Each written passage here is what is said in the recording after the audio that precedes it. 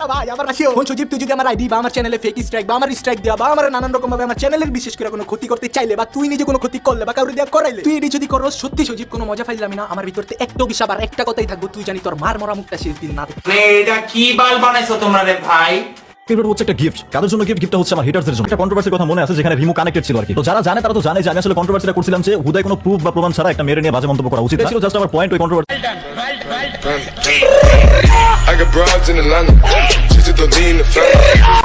Hey guys, Assalamualaikum. This is Ridoy and welcome to Jet Advanced Gaming. তো কেমন আছো তোমরা? বরাবরের মতো নতুন একটি ভিডিওতে হাজির হয়ে গেলাম আমরা। তো আজকের ভিডিও কোন টপিকে বানাবো তোমরা তো মনে হয় অবশ্যই বুঝে গেছো। বিষয়টা একটু ব্যাখ্যা করবে? অফ কোর্স, কেনই বা করবো না তোমাদেরকে ব্যাখ্যা। আমি তো করব ব্যাখ্যা, তোমাদেরও শিখাবো কিভাবে করতে হয় এটার উপেক্ষা। আলহামদুলিল্লাহ।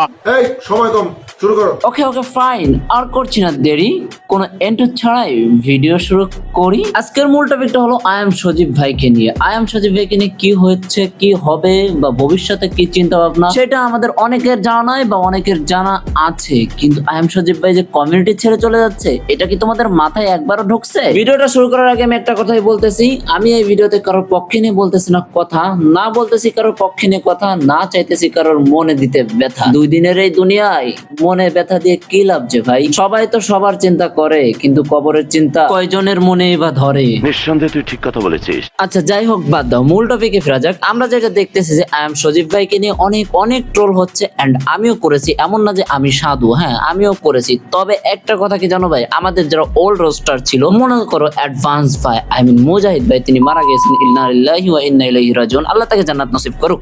তার বিষয়টা না বলতে চাই, কিন্তু বিষয়টা হলো এখন আর কেউ নাই এই ফ্রি ফায়ার কমিউনিটিতে, এই রোস্টিং কমিউনিটিতে এখন আর তেমন কেউ নাই। একমাত্র শুধুমাত্র আছে ওল্ডের ভিতরে সজীব, যার কাছে কিনা আছে হাজার হাজার প্রুফ, যার কাছে কিনা আছে হাজার হাজার হ্যাকিং বা হাজার হাজার টুর্নামেন্ট সিন্ডিকেট বা স্ক্যামিং, অনেক রকমের তথ্য। তো আমরা যদি এখন মনে করো যে আমাদের এমন কিছু কারণ বশত যদি সজীব ভাই কমিউনিটি ছেড়ে চলে যায়, তাহলে এটা আমাদের কমিউনিটির জন্য কতটা ক্ষতি হয়ে দাঁড়াবে এটা তুমি বুঝতেছো না ভাই, তোমরা বুঝতেছো না। যদিও তোমরা বলতে পারো যে আমি সজীবের পা চাটতেছি বা অন্য কিছু, এটা বললেও কিছু বলার নাই ভাই। সত্য কথা যেটা, আমি সত্যকে সত্য বলবো, মিথ্যাকে মিথ্যা বলবো, এটাই আমার আদর্শ। আমি প্রথমেই বলছি আমি কারোর সাপোর্ট নিতেছি না, যেটা তোমাদের জন্য ভালো, ফ্রি ফায়ার কমিউনিটির জন্য ভালো, আমি সেটাই বলার চেষ্টা করতেছি। আচ্ছা তোমাদেরকে একটা কথা বলি, ফ্রি ফায়ার কমিউনিটিতে যখন বড় একটা সমস্যা হয়, যখন বড় একটা স্ক্যাম হয়, যখন টুর্নামেন্টে কোনো স্ক্যাম হয়, তখন তোমাদেরকে সাপোর্ট দেয় এই রোস্টাররাই, কিন্তু সাপোর্ট দেয় এই রোস্টাররাই, কিন্তু তোমাদেরকে সাপোর্ট দিয়ে সবসময় টিকিয়ে রাখে। তবে একটা কথা কি জানো, আমাদের ওল্ড রোস্টারের ভিতর বর্তমান কেউ নাই, একমাত্র সজীব ভাই বাদে।